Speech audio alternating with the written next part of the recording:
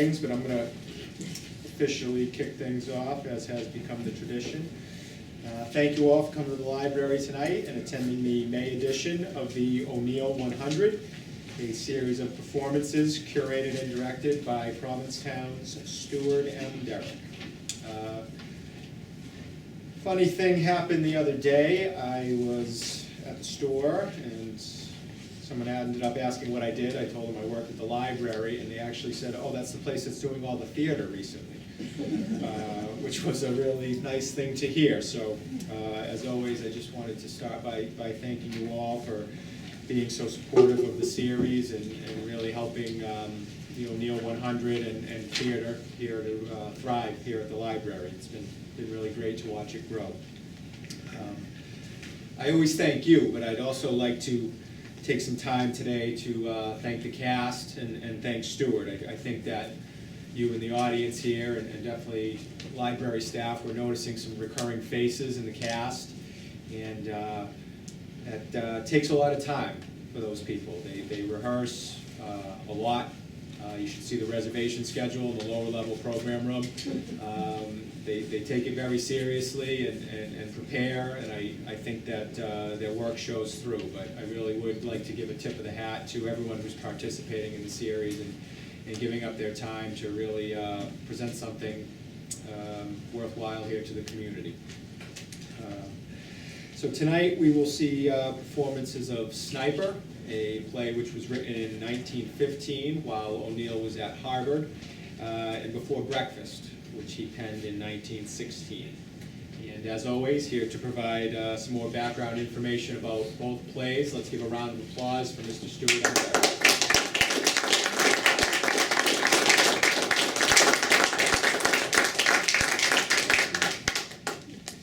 Thank you for coming tonight. This is the 5th edition of the O'Neill 100 series. We are now in 1915, and these two plays tonight are very important in the evolution of O'Neill as a playwright. In the last two plays we did last year, Abortion, which the final one, was written in 1914 in the summer. And in this fall of that year of 1914, O'Neill took a major step forward in his career as a playwright. He enrolled in I know his name, in Pierce's Harvard playwriting course. And I know the name of this, his name. I just completely went out of my mind for a minute. It was the 47 workshop. It was a very famous playwrights workshop, and it was Professor Baker, and he was about 6 years older than the majority of people in that playwriting class, and they kind of regarded him with some sort of suspicion, just simply because he wasn't an undergraduate anymore. But he had gone to Princeton for one semester to college and dropped out, and then went on his wastrel period of his life, shipping out on steamer ships to Argentina and to England, and doing a lot of excessive amount of drinking, which we'll talk a little bit more about after the intermission for Before Breakfast. In the Village, he of course was the son, as I've said before, of the famous actor James O'Neill, who made his career in one character in the play The Count of Monte Cristo, who he got the rights to that, and if you ever saw Long Day's Journey into Night, he talks about how that cursed play became the albatross around his neck, because no matter what else he did, they always wanted to see him in that role. George Pierce Baker is the name of the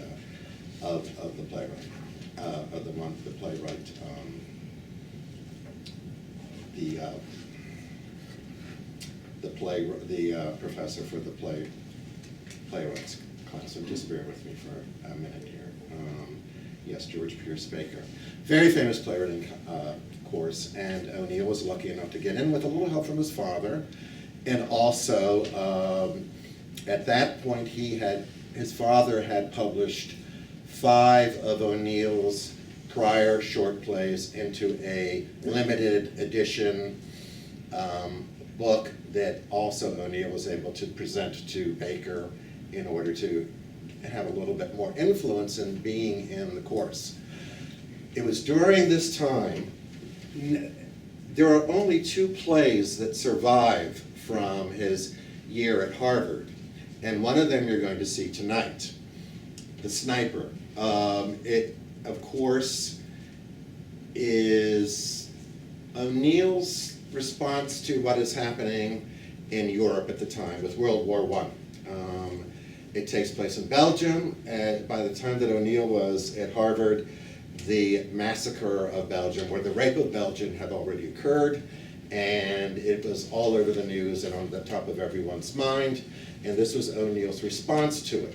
Baker thought it was really a little bit melodramatic, but also a little bit too over the top and controversial for to be presented as a one-act play, but that was, O'Neill was not afraid to confront topics that no one had ever confronted before in theater, and that's one of the reasons he's so important as a playwright. He didn't back away from, as you've seen from some of the other plays, depictions of abortion, prostitution, squalid living alcoholism, and these were rarely, if ever, subjects that were touched in theater up to that time. And we talked a little bit about that in the past couple sessions, just why. And that was a lot of the reasons was because the theater in America at that time was primarily melodramas and musicals and lightweight topics. And I wanted to know a little bit more about why that was so. And I just happened to find, if you can find this, get this from the library. It's called Historic Photos of Broadway, and it was recently released, and it has great, really rare photos of that era. And it also gives you some insight as to just why Broadway and theater in America was so commercial and behind the times. And one of the reasons is right here. This is Sam Schubert of the Schubert Brothers. And the other reason is right here. This gentleman right here is Abraham Erlanger. And these 2 gentlemen, between the 2 of them, between Erlanger and his co-producer Irving Mark Claw, and the Schubert Brothers, they had a monopoly on what went up on stage throughout the country. Erlanger and Claw ran something called the Syndicate, and what they didn't control, the Schubert Brothers controlled. And it was all about profit and commercialism and material that would make money. And as a result, actors and playwrights were shoehorned into a very limited genres that these producers felt would make the most money. I mean, a lot of that extends to this day with, touring companies for a lot of some superficial plays and superficial musicals. And the same happened also at that point with the other major form of entertainment in the country, vaudeville. And that was controlled by the Keith Albee circuit, Albee being the father of playwright Edward Albee. And the same thing went there. These were iron. If you had a contract with these people, you had to do exactly what they said. And as a result of this, in 1919, 4 years after The Sniper was written, Actors' Equity was formed in response to a protest to this kind of this ironclad control of what could not or could not be seen both on Broadway and in the provinces and touring. And O'Neill, but at the same time that this was happening, there was also a movement called the Little Theater Movement that was almost a direct response to the commercialism of what was on Broadway at the time. And these little theater movements, almost like community theater around the country, they started importing European plays like Ibsen and Shaw and Hauptmann, and also started to experiment with homegrown playwrights like the Provincetown Players in 1915, the year before O'Neill arrived in 1916. It's one of the reasons we're here today, because of the efforts of the Provincetown Players that important year of 1915 when they were formed. Susan Glaspell was among the playwrights from that year, and O'Neill came a year later to Provincetown, and one of the plays that he wrote when he first arrived in Provincetown in 1916 was Before Breakfast, which you will see after the intermission. But getting back to the sniper, as I said, it was O'Neill's response to the atrocities which were happening in Belgium. And it is melodramatic, but it's also very graphic in its depiction of the carnage that took place a continent away across the Atlantic. And without further ado, I would like to present The Sniper.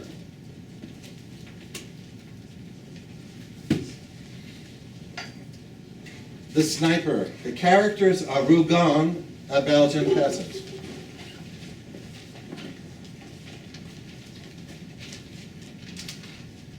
The village priest.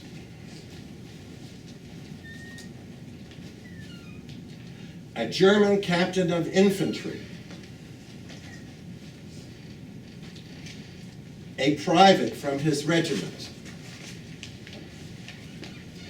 And Jean, a peasant boy.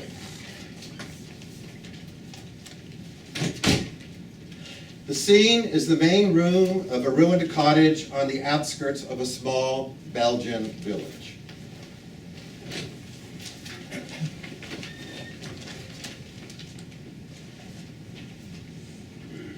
The rear wall has two enormous breaches made by the shells of the artillery. The right wall is partly hidden by a mass of wreckage from the roof, which has caved in, leaving a jagged hole through which the sky can be seen. The floor is littered with all kinds of debris. A solitary chair is the only thing left in the room. The time is about sundown on a September day. Through the breaches in the wall, a dark green vista of rolling fields can be seen. Where they meet the horizon, they are already shimmering in the golden dust of the sunset. Muffled and far off, the booming of distant cannon reverberates slowly over the field.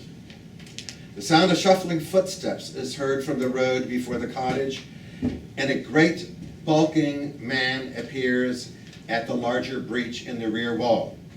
He is dressed in the usual peasant fashion. He is bent under some burden which, as he enters the room, is seen to be the body of a young man dressed in the uniform of a Belgian infantryman. He lays the body down carefully in a cleared space.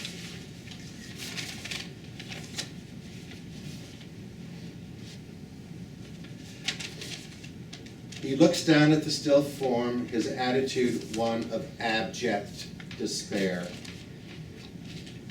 Oh, child, my little one. The black-robed figure of a priest appears. He casts a quick glance into the room and, seeing the bowed figure on the chair, quickly picks his way to the peasant's side. The priest is white-haired with a kindly, spiritual face. Rougon. God. Oh, God. Oh, there, my son. It is the will of God. Eh? Oh, come now. It isn't possible that you've forgotten me. Pardon, Father, I didn't know. You see, all this. I have heard of your great loss. I understand.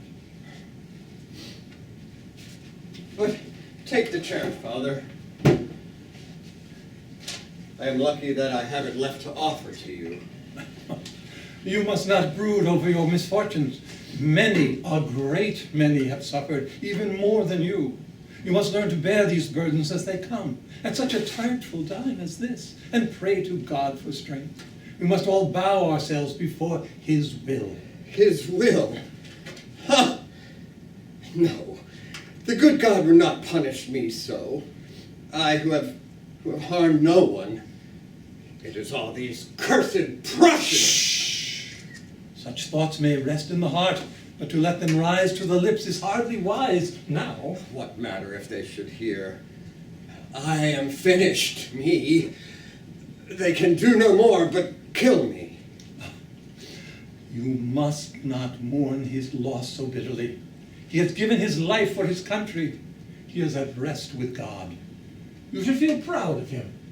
Yes, he is at rest in heaven. And look, you father, you remember? This was the day. Today he was to have been married. Oh, true. True, I had forgotten. Poor boy. Oh, poor boy. And poor Louise. And my poor old woman. Oh, good God, what have we done? All this in one day. Your wife? She doesn't know? No. This morning, look you, I sent her away. It was Charles who came to me this morning in his new uniform. He who lies there so still now. He whom they have murdered, those cursed Prussians. Shh! Would you bring more misfortune upon yourself? How I would love to slaughter them, to grind my heel in their fat faces, to... Calm yourself, for the love of heaven, my good Rougon.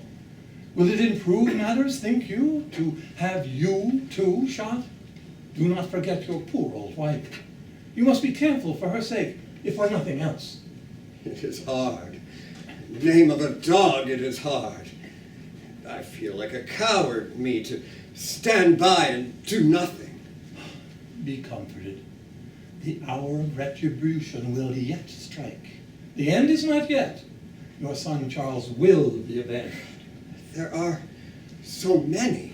But you were telling me about your wife. You sent her away this morning? If the good God so pleases, she is in Brussels by now. For, look you, Charles came to me this morning. My father, he said, I am afraid there will be fighting here today. I have warned the family of Louise, and she is to flee with them to Brussels. I have arranged that mother should go with them, and you too, my father. But no, I said.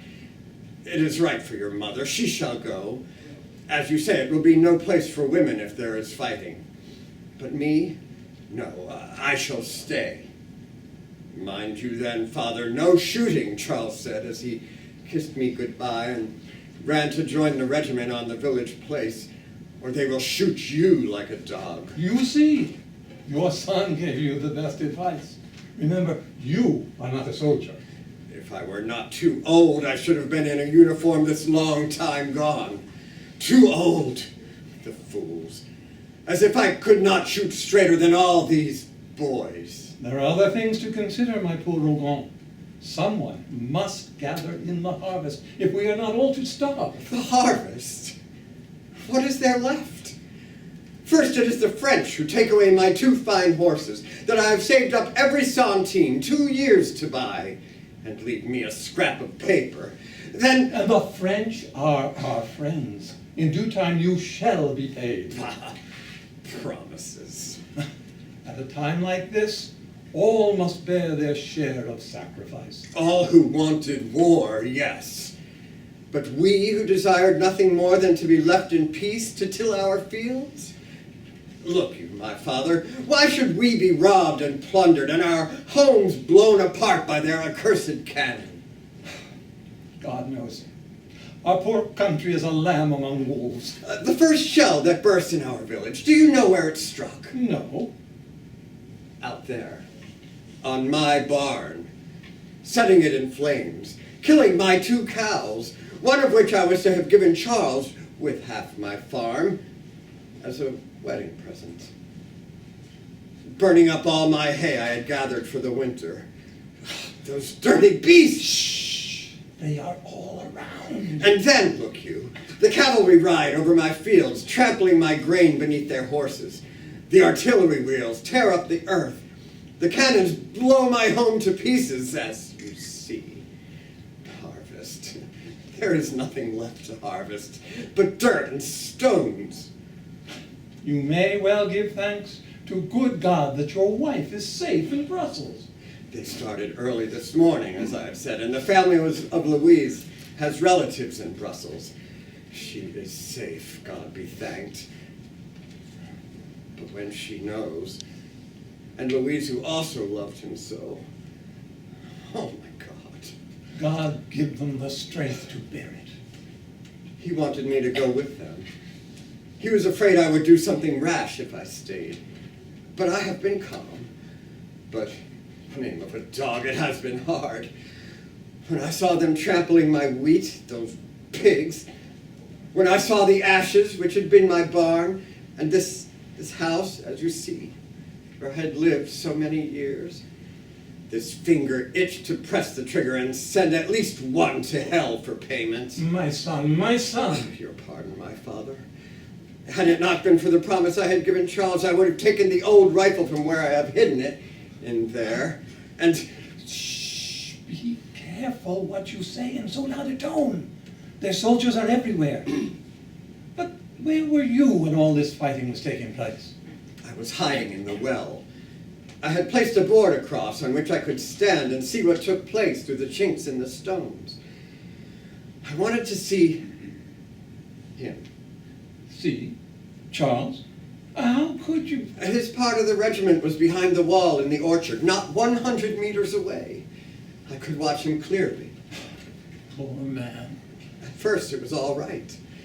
Their infantry came up so close to each other that not even a child could have missed them. Bang! And they were toppled over before they had even reached the foot of the hill. I laughed. I thought it was all finished. I could see Charles laughing and talking with his comrades, and then... And then? One of their devilish flying machines, which looked like the great birds, flew overhead, far up. All shot at it, but it was too far away. It flew back to them, and a minute later, look you, I saw white puffs of smoke on all the hills over to the west. Then bang! Crash! I could not hear. My ears were cracked with the din. There was dust and falling walls, and my barn blazing. Oh, those accursed cannon! I climbed out of the well and ran to the barn. In the midst of all those bursting shells? I trembled with rage. I had no fear of their cannon. I remembered only the cow, the pretty little cow I was to give to Charles. But I could do nothing. Not all the fire engines in Belgium could have saved it. I ran back to the well. Went the bullets all around. As I was climbing over, I was stunned by a terrible crash. The roof of this house tumbled in, as you see. And you remained in the well all during the battle? Yes, until I saw Charles fall. He was just aiming his rifle over the wall when I saw him throw up his hands, spin around like a top, and fall on his face. I ran down and carried him back on my shoulders to the well, but it was too late. He was dead. Requiescat in pace. His life was ever a happy one. He never knew the cares and worries that come with the years and the ceaseless struggle for bread. He loved and was loved. He died the death of the brave. Is it not better, after all, as it is? Can you not console yourself with that thought? Perhaps. Who knows? But, look you, it is hard for me and for Louise. And most of all for his mother, whose baby he was. You all loved him, did everything in your power to make him happy. You have nothing with which to reproach yourselves. But now, what shall I do? Look you, it was for him we worked and saved, his mother and I, that he might never have to know, as we have known, what it is to be poor and hungry. And now, we are old. What use to work? There is nothing left but death. You have each other. Yes, we have each other. Were it not for the thought of my poor Margot, I had let these butchers kill me before this. I do not like you to hear you to talk in that manner. You must realize well that in its time of stress, your country has need of you, as much need of you as of her soldiers. You must not be rash. You must live and help and bear your part of her burden as best you can.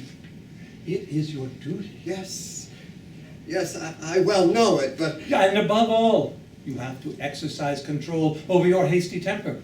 You must realize that you will best serve your country and revenge your personal wrongs by living and helping, not by willfully seeking death.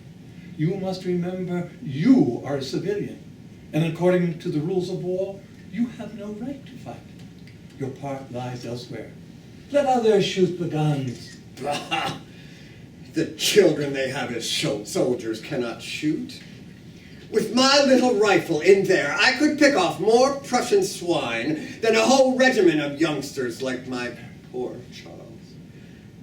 Yet they tell me I am too old to enlist. Don'ts.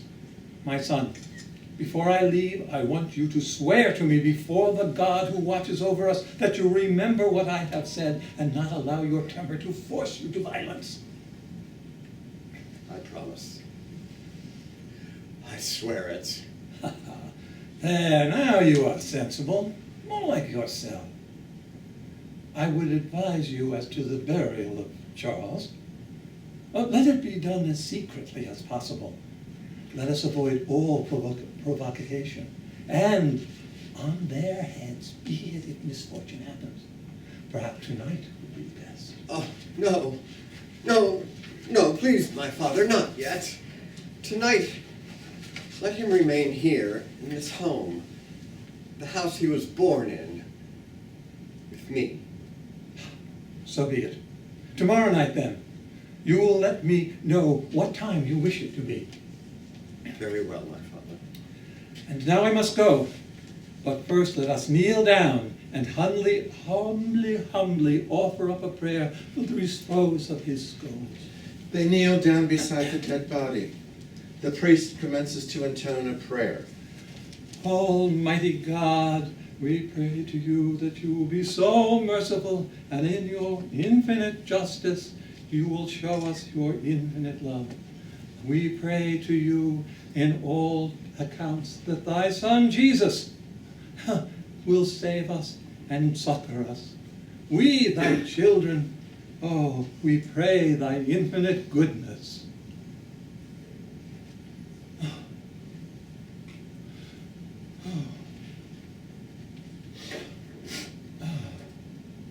Charles grieves over the body of his dead son.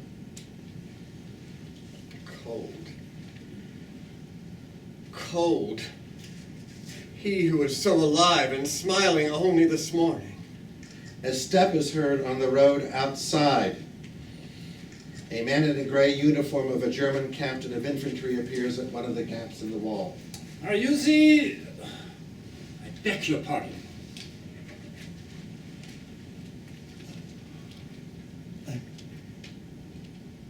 Again, I ask pardon. I mean no disrespect.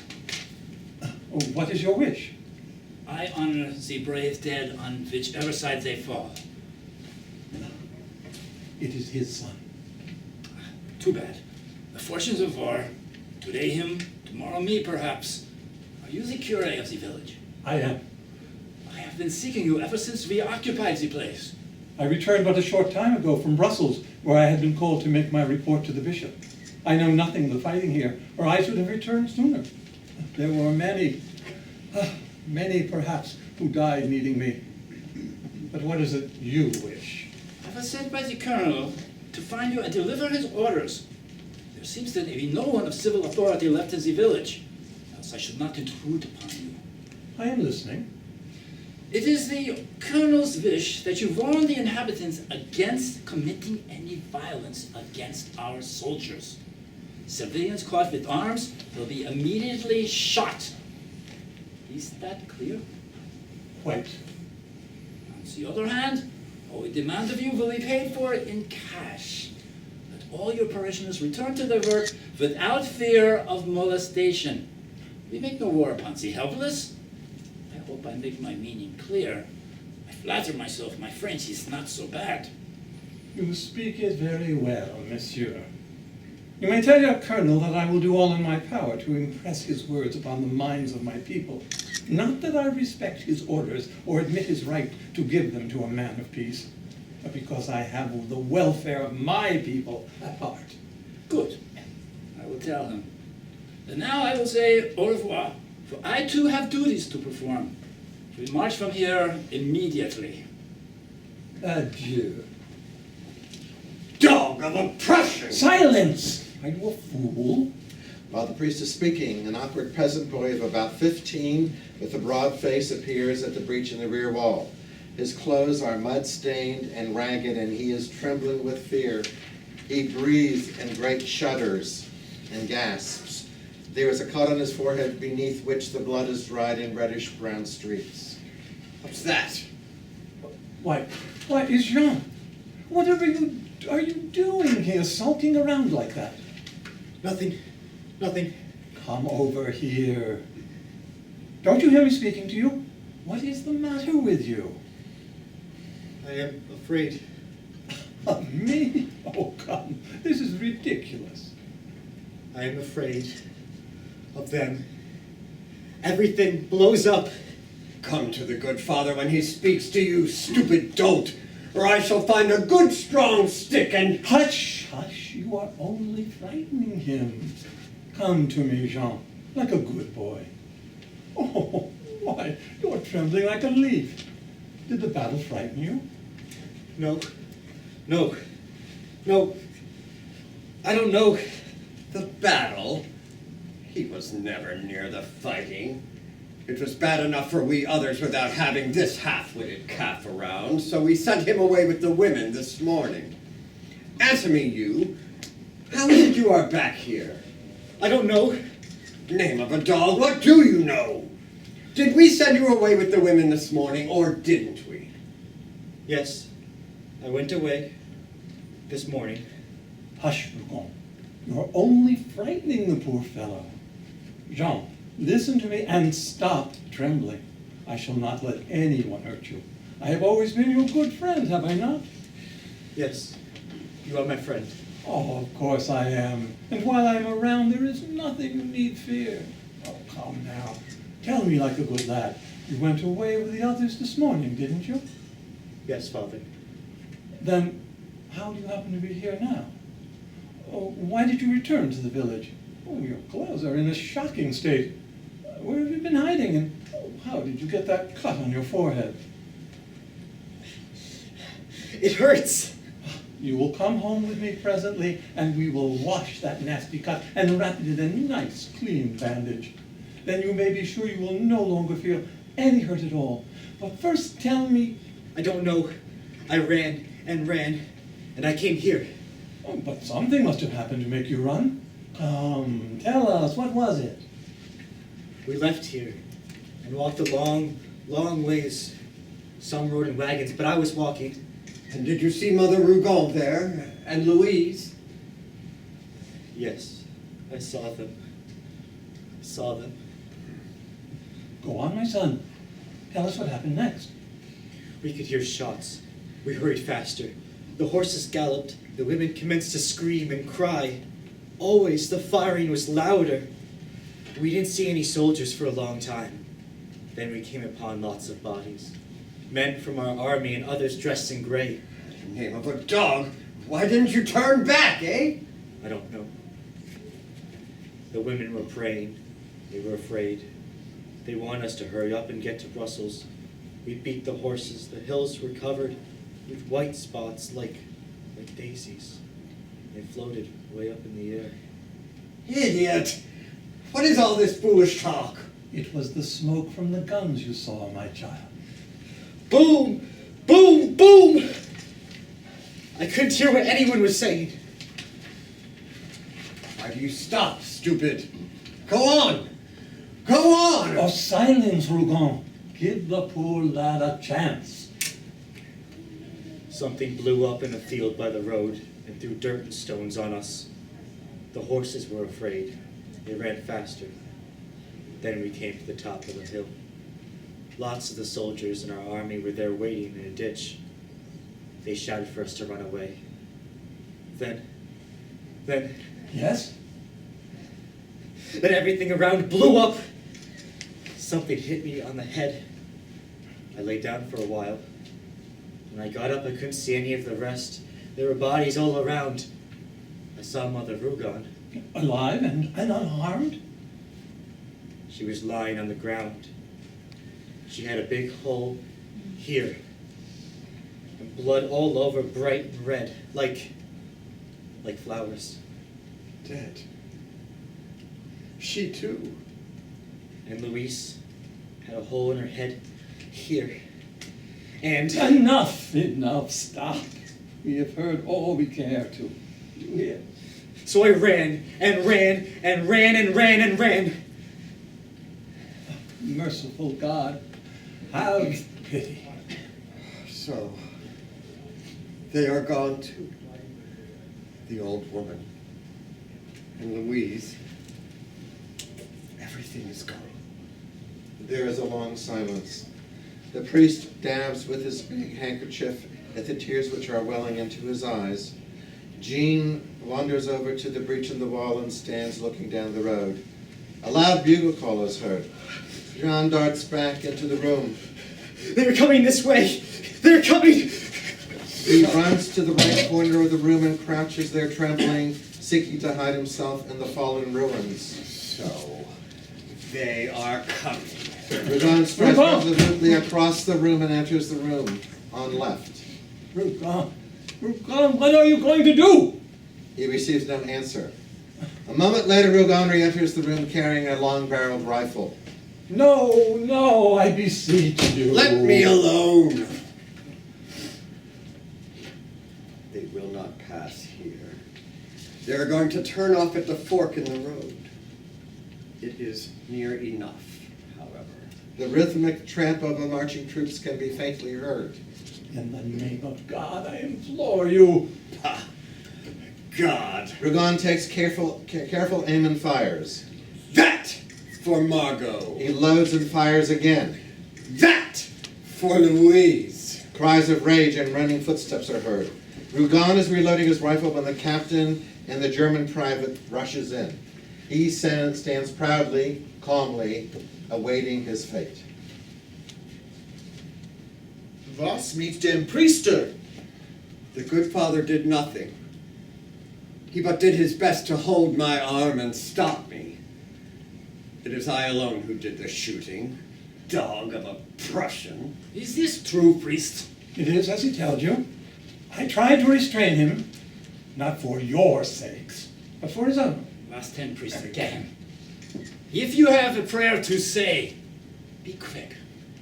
I want no prayers. Rougon, To hell with your prayers.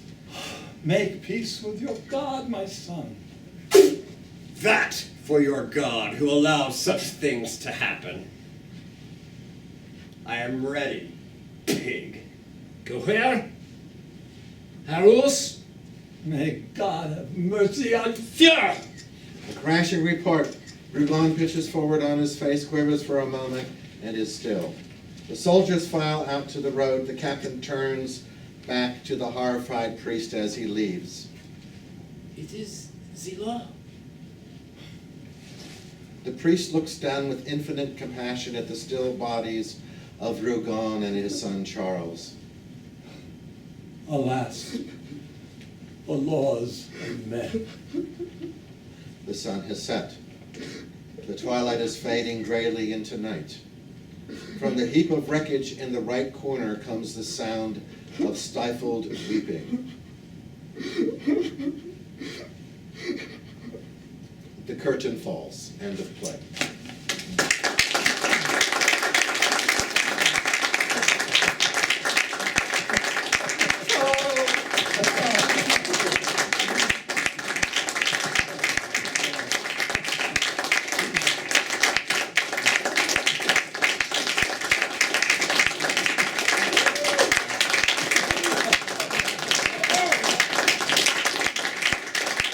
I'd like to introduce our class to you before they go.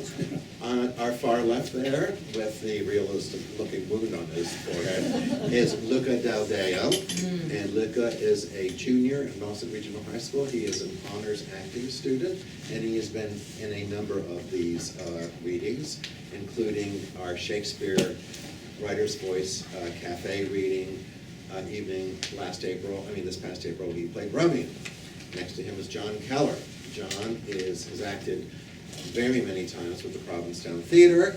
And what have you most recently done, John? I think the most recent thing I did was a reading with you. Oh, that's right. Last summer, we did readings of old Provincetown plays from the 1915s. John and I were together in the Dresser a decade ago in Orleans. Next is Paulie Haley. Paul has been in numerous of these readings, and he has done many plays with the Provincetown Theater, including Susan Glaspell's The Verge, and he was in the 24-Hour Theater Festival, and we're very happy to have him. Nathan Harkins has been in a number of these plays. Oh, and Paulie also played Shylock in the Shakespeare evening. Nathan has been in a number of these readings as well. He most recently was in Abortion last month. Rod Owens is actually new to, is it true, new to acting, is that right? That's true. Yeah, he just started in January with the 24-Hour Theater Festival, and since then he has been in the Provincetown Theater production of The Dresser, and he played Prospero in the Shakespeare Writer's Voice Cafe evening in April. And next to me is Carlos Sandal. Carlos is off to MIT next year. You can see him 3 nights a week in the library here. And Carlos played Hamlet to my ghost in the Shakespeare evening last April. So let's have a nice hand for him.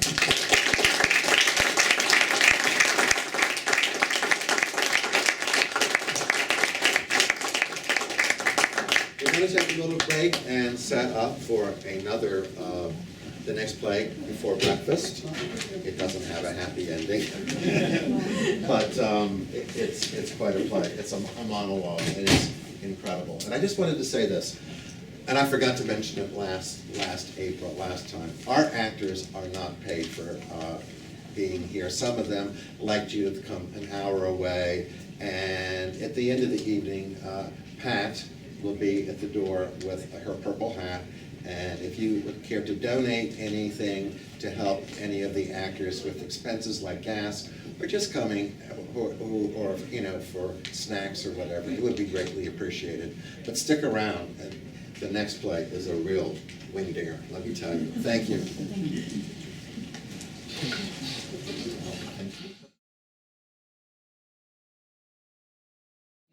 All right. Before Breakfast, if I can have your attention, please. Before Breakfast was written actually after, we are now officially in Provincetown. It's 1916. O'Neill had spent the fall of 1914 and the spring of 1915 at Harvard in George Pierce Baker's playwriting class. He could not afford to go back, and for the year of 1915, from the spring of 1915 to the summer of 1916, he resumed his wasteful existence. He lived in Greenwich Village with an anarchist named Terry Carlin, and their hang-up was a saloon on 6th Avenue and 4th Street called the Swan, and that became the Hellhole, as it was called then. But the Hellhole you might recognize as the name of the saloon in The Iceman Cometh, or that's what it was called. Interestingly enough, when he was, and this is a period when he was heavily drinking too. I mean, heavily drinking, but to call him an alcoholic at that point, his brother Jamie certainly was at that point. But O'Neill was able to binge drink and then have incredible hangovers, and then go on fierce writing binges where he just wrote and wrote and wrote, particularly after coming to Provincetown. But for the period of 1915, from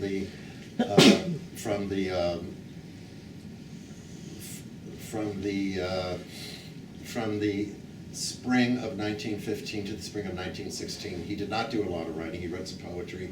He basically was drinking, and he lived in a cold water flat in Greenwich Village on Washington Square East. And the action of this play takes place on Christopher Street. You have to remember at the time, the village was the center of Bohemia. It was incredible conflagration of writers and artists and anarchists, and also, too, interestingly enough, it had the remnants of the old African-American population, because of that area used to be, as it was called, the Negro Ward in Manhattan, and there were still residents, African-American residents, who lived in that area, as well as a large Italian immigrant population, not to mention numerous, as I said, Bolsheviks and socialists and firebrands, and they all hung out at various saloons. There were also gay saloons at the time too, and particularly at the Swan, where O'Neill was, with his friend Terry Carlin. Interestingly enough, maybe it was destined that he was to come to Provincetown, because one of the people who also would go to that saloon was Mary Heaton Vorse, from, of course, who was one of the first people to come to Provincetown and realize its potential as an arts colony. And she also was the one who purchased the wharf, the famous wharf that used to be in the East End, where O'Neill debuted as a playwright on July 28th, 1916, 100 years ago in 2 months, which is why we are celebrating this anniversary. It's one of the most, I can't emphasize this enough, it's one of the most important dates in the history of the culture of this country, because people see that date with the debut of Bound East for Cardiff in our little town in the East End, and you can see it, there's a little marker there, set in stone, that really indicated with Bound East for Cardiff the beginning of contemporary American drama. And that's why we are doing this year-long program to celebrate that and show O'Neill's evolution as a playwright as he starts becoming more and more sophisticated and experimental in his work. And at this point now, we are finally in Provincetown. He came with Terry Carlin in June, and they lived in the East End, and he wrote Before Breakfast before Bound East for Cardiff was debuted on Mary Heaton Vorse's Wharf Theatre, but it didn't have its first production until a year later in 1917, when they when they had the Provincetown Playhouse down on McDougal Street in New York. You will see very clearly in this play the influence in O'Neill of one of his major influences, which is Strindberg. In fact, when he accepted his Nobel Prize in the 1930s, I think that was the decade, he said outright that Strindberg was his major influence. You'll see this right away. It has a lot of resemblance. Has anybody ever read a short Strindberg play called The Stronger? Does that ring a bell with anybody? It's between two women, and it's very civilized. It takes place in a tea house in Stockholm. It was written about 30 years before Breakfast, and it addresses some of the same themes of infidelity and marital discontent, although it doesn't have the ending, as you will see, of this play. I just want to point out one thing to you. At one point in this play, you will see a hand, and that's all you will see, reach out from backstage. There's a reason for that, but that's a very famous hand. In the original production, that was the last time Eugene O'Neill ever appeared on the stage, and you only saw his hand. So, without further ado, Before Breakfast.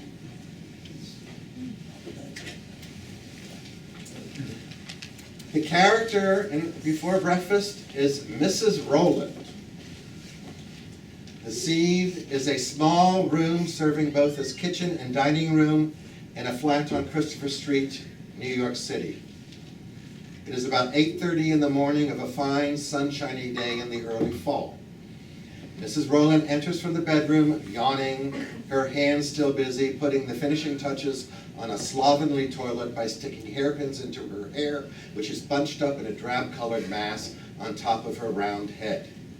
She is of medium height and inclined to a shapeless stoutness, accentuated by her formless dress, shabby and worn. Her face is characterless, with small, regular features. There is a pinched expression about her eyes and nose, and a weak, spiteful mouth. She comes to the middle of the room and yawns, stretching her arms to their full length. She takes an apron and ties it about her waist, giving vent to an exasperated damn when the knot fails to obey her clumsy fingers. She then slumps down into a chair by the table and puts a hand over her forehead as if she were suffering from headache. Suddenly her face brightens as though she had remembered something, and she casts a quick glance at the dish closet, then looks sharply at the bedroom door and listens intently for a moment or so. Alfred? Alfred? There is no answer from the next room. You needn't pretend you're asleep. There is no reply to this from the bedroom, and reassured, she gets up from her chair and tiptoes cautiously to make no more noise and slides out from their hiding place a bottle of gin in a glass. In doing so, she disturbs the top dish, which rattles a little. It is this sound she starts guiltily and looks with sulky defiance at the doorway in the next room.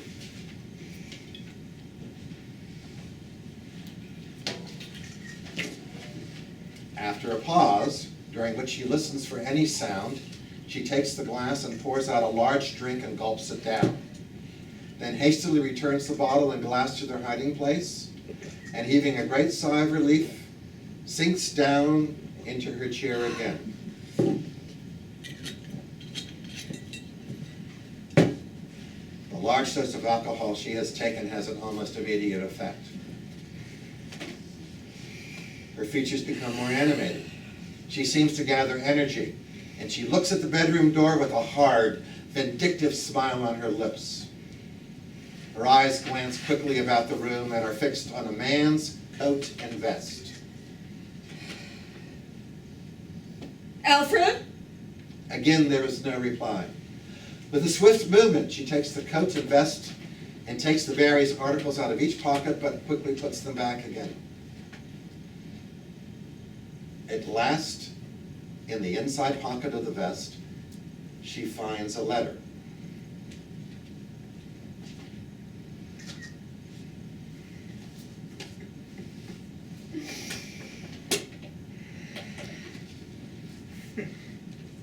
I knew it. She opens the letter and reads it. At first, her expression is one of hatred and rage. But as she goes on to the end, it changes to one of triumphant malignity. She remains in deep thought for a moment, staring before her, the letter in her hands, a cruel smile on her lips. Then she puts the letter back in the pocket of the vest.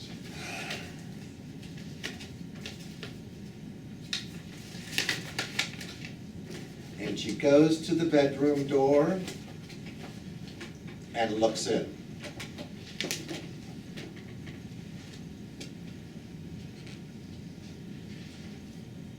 Alfred? Alfred? Don't you think it's about time you got up? Do you want to stay in bed all day? Not that I've got any doubts about your being lazy enough to stay in bed forever.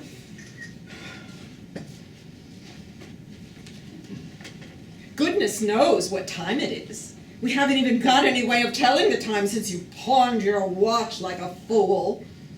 The last valuable thing we had, and you knew it. It's been nothing but pawn, pawn, pawn with you. Anything to put off getting a job, anything to get out of going to work like a man. Alfred, get up, do you hear me? I want to make that bed before I go out. I'm sick of having this place in a continual muss on your account. Not that we'll be here long unless you manage to get some money someplace. Heaven knows I do my part. And more. Going out to sew every day while you play the gentleman and loaf around bar rooms with that good-for-nothing lot of artists from the square.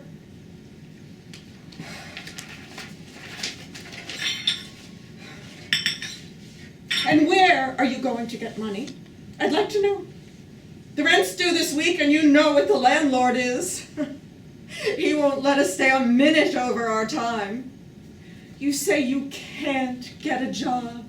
That's a lie, and you know it. You never even look for one. All you do is moon around all day writing silly poetry and stories that no one will buy. And no wonder they won't. I notice I can always get a position, such as it is, and it's only that which keeps us from starving to death. You'll have to get money today someplace. I can't do it all, and I won't do it all. You've got to come to your senses. You've got to beg, borrow, or steal it somewheres. But where, I'd like to know. You're too proud to beg, and you've borrowed the limit, and you haven't the nerve to steal. Aren't you up yet? For heaven's sake, it's just like you to go to sleep again or pretend to. She goes to the bedroom door and looks in. Oh, you are up. Well, it's about time. You needn't look at me like that. Your airs don't fool me a bit anymore. I know you too well. Better than you think I do. You and your goings-on. I know a lot of things, my dear. Never mind what I know now. I'll tell you before I go. You needn't worry.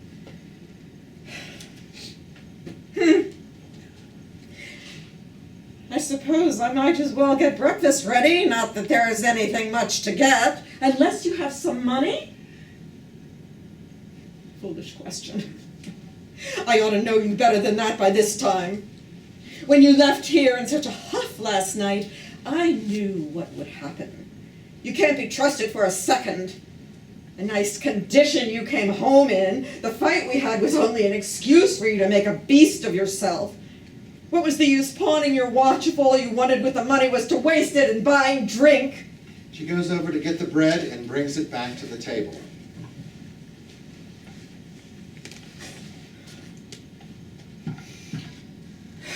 Hurry up!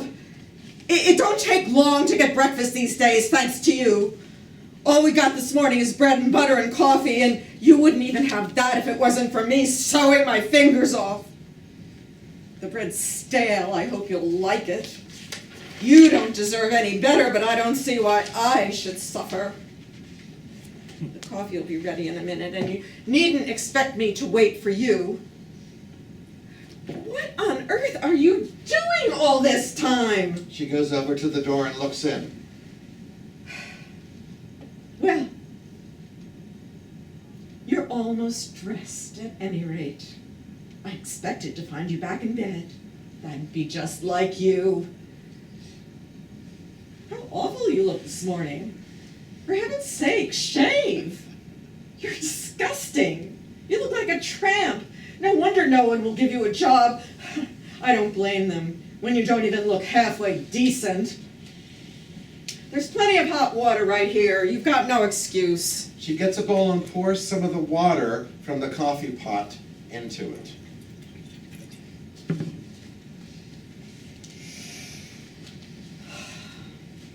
Here. He reaches his hand into the room for it. It is a sensitive hand with slender fingers. It trembles, and some of the water spills on the floor. Look at your hand tremble. You'd better give up drinking. You can't stand it. It's just your kind that get the DTs. That would be the last straw. Look at the mess you've made on the floor. Cigarette butts and ashes all over the place. Why can't you put them on a plate? No, you wouldn't be considerate enough to do that. You never think of me. You don't have to sweep the room, and that's all you care about. From the inner room comes the sound of a razor being stropped. Hurry up. Must be nearly time for me to go. If I'm late, I'm liable to lose my position, and then I couldn't support you any longer. And then you'd have to go to work for something dreadful like that. What I want to know is whether you're going to look for a job today or not. You know your family won't help us anymore. They've had enough of you too. I'm about sick of all this life. I have a good notion to go home. If I wasn't too proud to let them know what a failure you've been. You, the millionaire Roland's only son, the Harvard graduate, the poet, the catch of the town. Ha! There wouldn't be many of them now envy my catch if they knew the truth. What has our marriage been, I'd like to know? Even before your millionaire father died owing everything in the world, money, you certainly never wasted any of your time on your wife. I suppose you thought I ought to be glad you were honorable enough to marry after getting me into trouble. You were ashamed of me with your fine friends because my father's only a grocer. That's what you were. At least he's honest, which is more than anyone could say about yours. You hoped everyone would think you'd been forced to marry me and pity you, didn't you? You didn't hesitate much about telling me you loved me and making me believe your lies before it happened, did you? You made me think you didn't want your father to buy me off as he tried to do. I know better now. I haven't lived with you all this time for nothing. It's lucky the poor thing was born dead, after all. What a father you'd have been.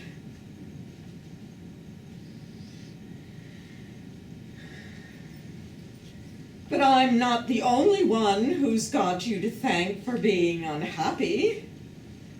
There's one other, at least, and she can't hope to marry you now. She puts her head into the next room. How about Helen?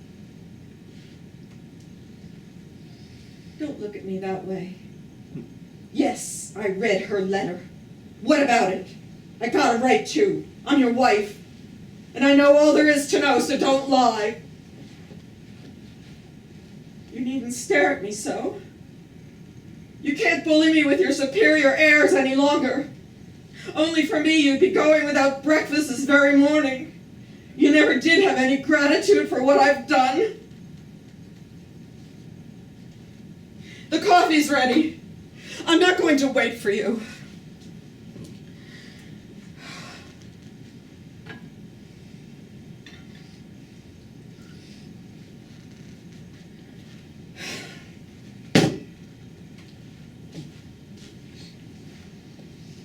My head aches so this morning. It's a shame I've got to go to work in a stuffy room all day in my condition. And I wouldn't if you were half a man. By rights, I ought to be lying on my back instead of you. You know how sick I've been this last year, and yet you object when I take a little something to keep up my spirits. You even didn't want me to take that tonic I got at the drugstore. I know you'd be glad to have me dead and out of your way. Then you'd be free to run after all these silly girls that think you're such a wonderful, misunderstood person. This Helen and the others. Ow! There was a sharp exclamation of pain from the next room. There! I knew you'd cut yourself. It'll be a lesson to you. You know you oughtn't to be running around nights drinking with your nerves in such an awful shape. She goes to the door and looks in.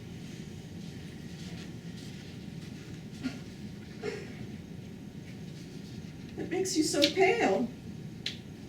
What are you staring at yourself in the mirror that way for? For goodness sake, wipe that blood off your face. It's horrible. There, that's better. I never could stand the sight of blood. You better give up trying and go to a barber shop. Your hand shakes dreadfully. Why do you stare at me like that? Are you still mad at me about that letter? Well, I had a right to read it. I'm your wife.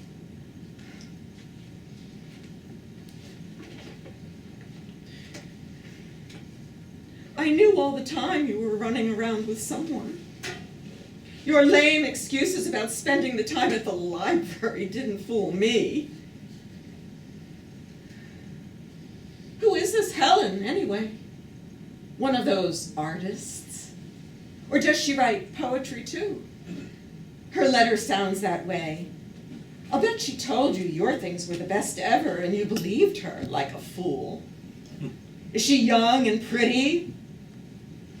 I was young and pretty, too, when you fooled me with your fine poetic talk. But life with you would soon wear anyone down. What I've been through. Breakfast is ready. Breakfast. Your coffee will be cold. What are you doing? Still shaving, for heaven's sake? You'd better give it up. One of these mornings you'll give yourself a serious cut. She eats and sips her coffee.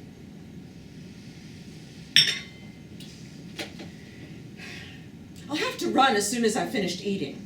One of us has got to work. Are you going to look for a job today, or aren't you? I should think some of your fine friends would help you if they really think you're so much. But I guess they'd just like to hear you talk.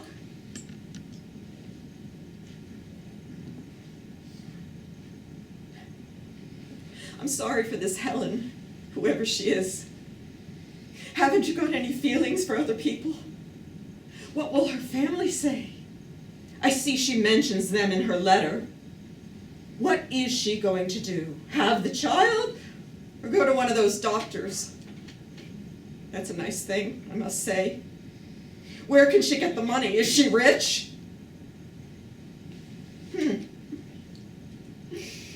You won't tell me anything about her, will you? Much I care. Come to think of it, I'm not so sorry for her after all.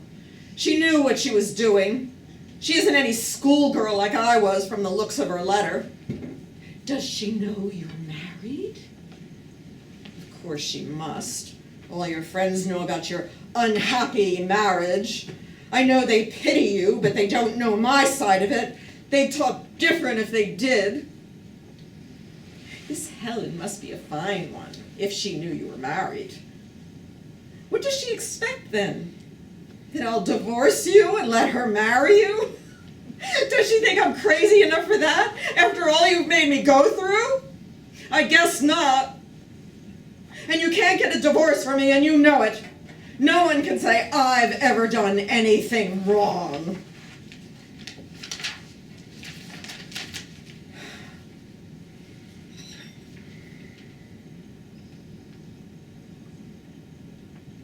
She deserves to suffer. That's all I can say. I'll tell you what I think. I think your Helen is no better than a common streetwalker. That's what I think. There is a stifled groan of pain from the next room. Did you cut yourself again? Serves you right. Well, I've got to run along. This is a fine life for me to be leading. I won't stand for your loafing any longer. Something catches her ear, and she pauses and listens intently. There! You've overturned the water all over everything. Don't say you haven't. I can hear it dripping on the floor.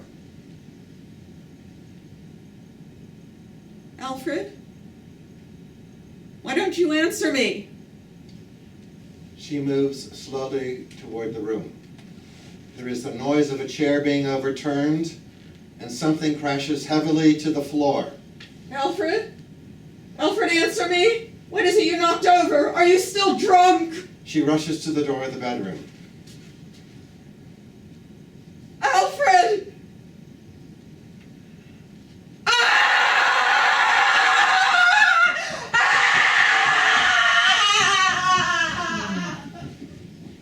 Curtain, the end.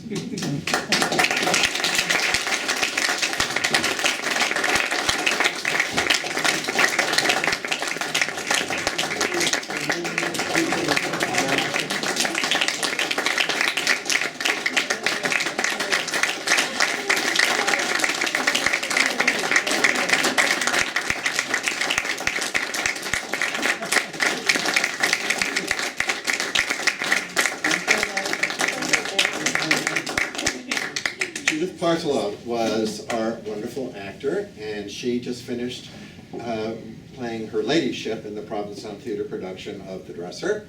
And she is currently shooting a movie up in Boston, is that right? Oh, I was in a scene What are you in still? Stronger. Okay. So I'm hoping to maybe get into Patriots Day too, but I'm not sure. And what's else on your plate? Let's see, I did Lady Anne here. Yes, at Evening as part of the Shakespeare. Shakespeare, Richard And III. then, Tell them about your new endeavor. my new endeavor is the brochure that you might all have.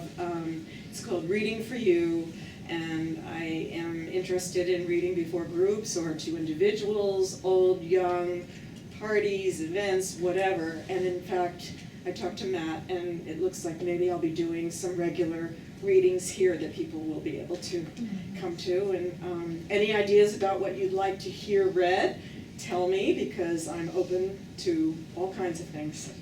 So. Nice. And as you can see, she's a wonderful.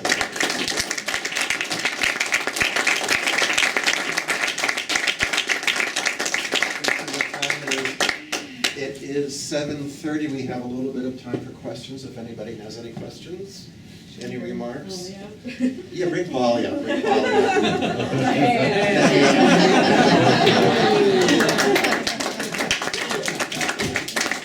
Next month starts the Glencairn cycle of plays. The SS Glencairn plays, there are 4 of them. Moon of the Caribbees, The Long Voyage Home, In the Zone, and finally the big one, Bounties for Cardiff.